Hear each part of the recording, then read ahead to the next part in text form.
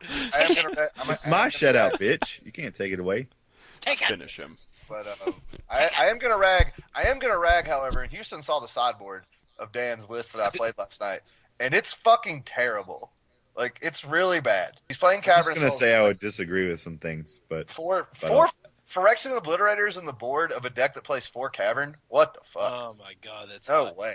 That's Did he wreck you with that deck or something? no. I played it. I played the zombie. he list. borrowed it. And Yeah. Oh, okay. Yeah. I borrowed it, and like his board was really awkward. He did admit that he needed to make some changes to it, but I don't understand Fuck yeah. Obliterators in the board with 4 cards in main. I really like the deck at 22 land though.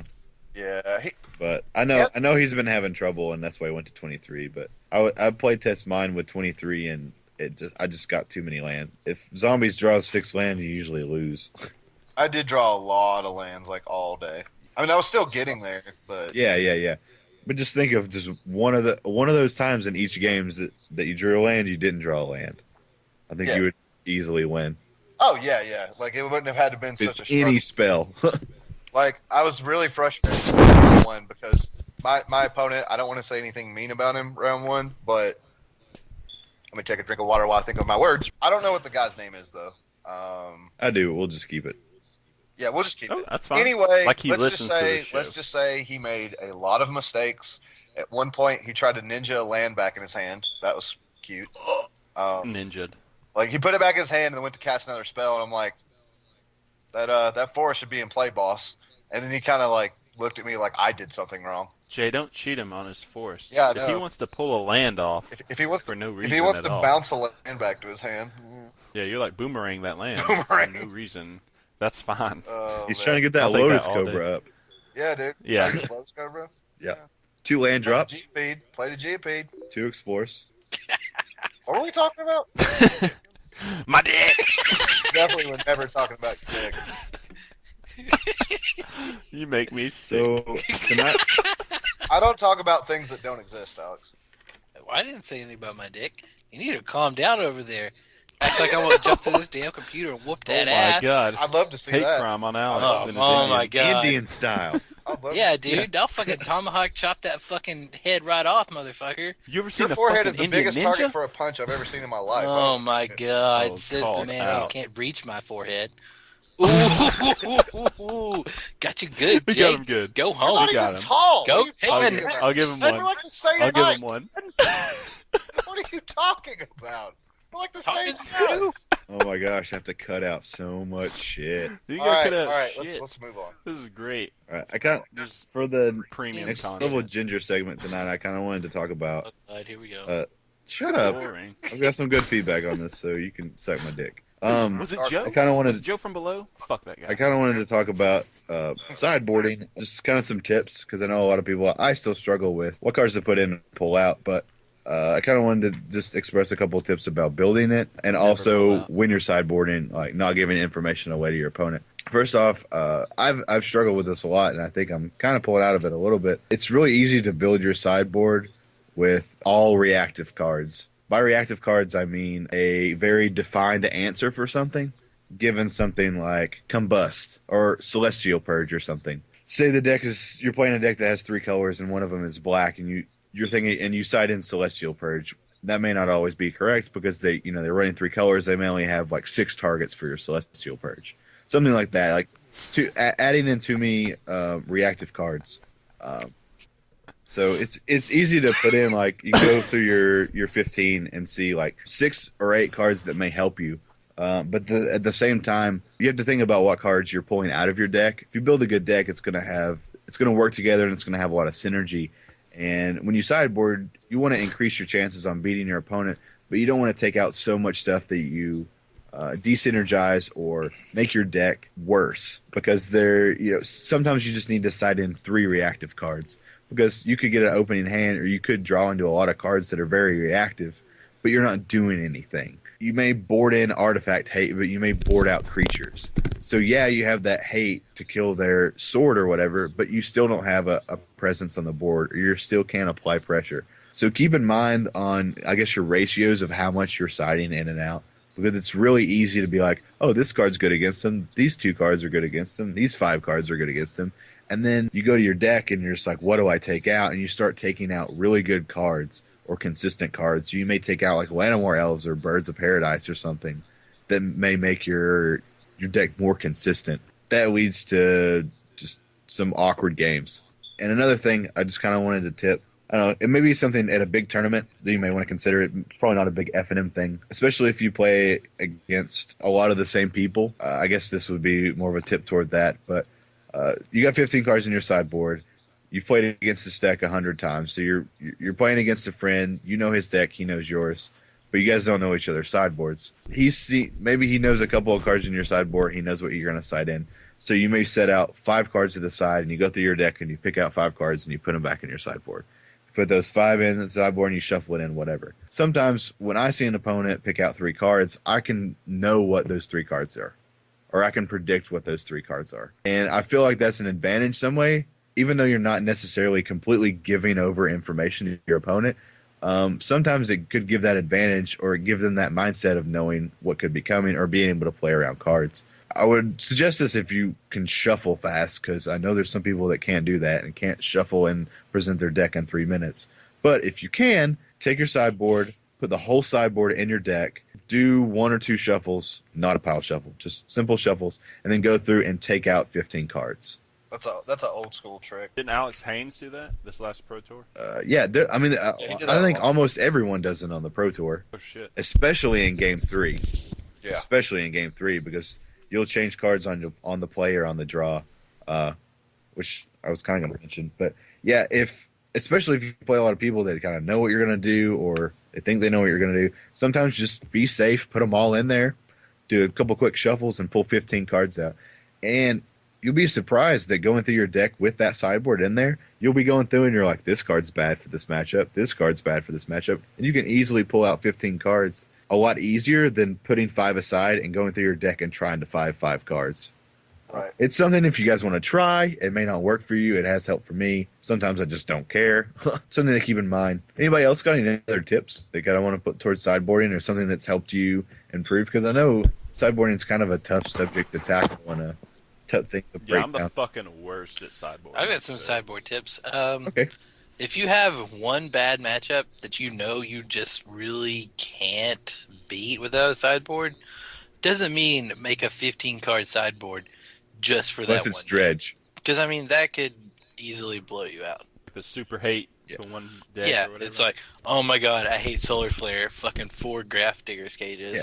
Kind Then, of. then you change your overbound. complete deck. Like you change all of it. And you turn into a reactive deck that just tries to stop them from doing anything, but you're not doing anything. It's good to know what you're weak against, and I guess the more decks you play with or decks that you borrow from people, the better you know how to build a sideboard. I guess we talked about this a little last week. Like, say you play mono green and you decide that zombies is a bad matchup, so you decide to start playing zombies, and you figure out what's bad against zombies, what hurts zombies. Then, if you go back to mono green, you can determine what cards are good against zombies because you've already played zombies. You know. I've actually played my decks. I've actually piloted my decks bad matchups just for that reason. Yeah, absolutely. It's great, and it helps a lot. And especially if you figure out what your worst matchup is, it's good to play that deck against your deck. It also helps to Pilot play from both ends.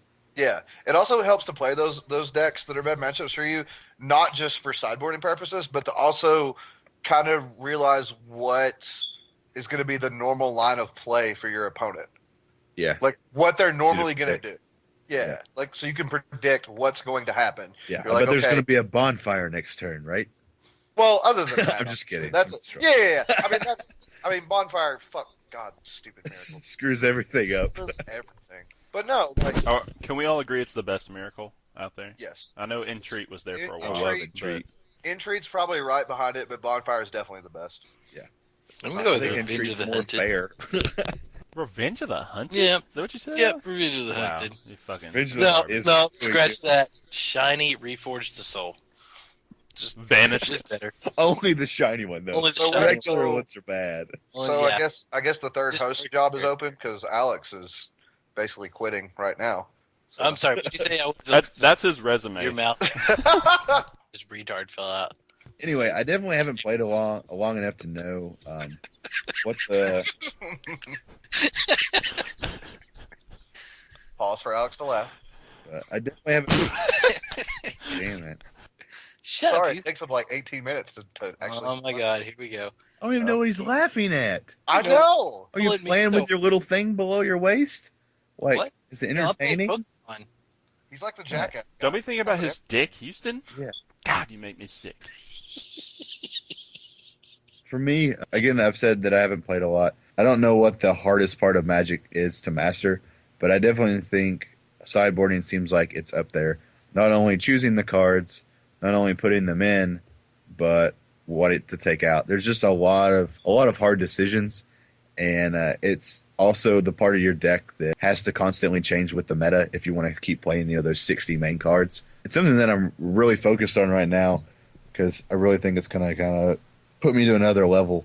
But it's really fun, and I really like mono green being having a green sun in the deck because it kind of gives me more stuff to play with in the side. I love having one of sideboards, but I also like to be able to tutor for them. Because if I can't tutor for them, I really don't like one ofs. Another thing I kind of wanted to start on the Tap and Sack group page is start adding deck lists. Since we talk about a lot of things on the show, I just thought if we put the file out, I don't know if you guys want to try it, or you want to talk about it, or you want to make suggestions. These are decks. The decks we're going to post are decks that we're playing, or decks we're having fun with, or decks we're having success. It's kind of all of the above, but we want to give the chance to be able to share what we do play. Thinking about that being a good idea, and I kind of wrote a little bit. I'm not going to say it's an article, but I kind of had I don't want to say a eureka moment, but you know those moments in the shower where you think of something really awesome? Nope. Or you think of something Yeah, you're really like, deep? lotion would be great here. Maybe when you lay down in bed and you're kind of thinking over the day or whatever, and you kind of just have some good time to think. I kind of had one of those the other day, and I kind of wrote a little in this last year of me playing Magic, how I have improved and the 3 ways I've improved. It's kind of like the same thing in school when they talk about ways people learn. I'm more or less sharing the ways I've learned Magic in hopes it's not a long article. It's just really short.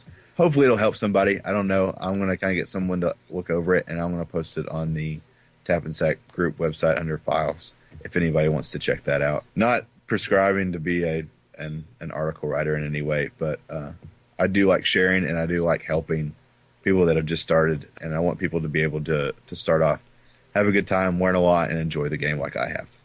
So do we want to go to shout-outs, guys? Well, no. We got Star City Classic. Star City Open Classic. I just want to shout out to people. September 1st. Be there. It's Okay, in Knoxville. that's a shout-out. God damn it, Houston. Listen. Do we Scumbag have- stories. Jay, go. Do we have Go, shout-outs? Jay. No, I'd like to shout-out to... Jay, you're up. Scumbag stories. Make it happen. Make it rain. There's this guy named Chris Rush, and There he is. yeah, The end. the end. Dude, I'm like the most fabulous hate Words, whatever. Just words. Put them God. together. Put them together. vodka. The only troll that actually trolls himself. Bro, I never trolled you. There was some I didn't say you. miscommunication. You trolled Maybe yourself. I said maybe you trolled there's some yourself. misediting. I'm I think they kidding. just I know edited you're it not weird. trolling me. Calm the fuck down. God, Nancy. Put your panties back Oh down. man, I really am. You got me. Anyway, you got any scumbag stories? Yeah, I got one. All right, make it happen. All right. Man, this was a while back. This was back in, Kamigawa. not that long. Okay. God. That's like ancient. That's the only old set I know, thanks to Joe Harden. Kamikawa. I'm like, Tempest? Nope, never heard of it. What the fuck is that? No, never heard of it. Oh, Didn't is that happen. Curse Scroll? Is that real? Anyway. Yeah. It was like lower one standard, Okay. and M10 had came out, and Baneslayer was all the rage. If you're playing white, you're playing 4, like, no question. Well, if you're playing an aggressive deck, obviously. I sat down against my opponent. He, I think it was round 1. Yeah, it was round 1. I was playing black-white tokens with Bitter Blossom, Spectral Procession, Glorious Anthems, stuff like that. Tidehall Sculler. It was a pretty good deck. LSV did really well with it in a Pro Tour. Game 1. That just made tokens, right? That's all it did. Just make a bunch of tokens and you win. Oh, yeah, and you played a Johnny Goldmane to make them big, and Cloudgut Rangers. Okay. It was pretty good. Gotcha. Good. It was good. Game 1 went pretty long. He had a lot of removal and a ton of like Wrath of God effects, and he eventually removed my Bitter Blossoms,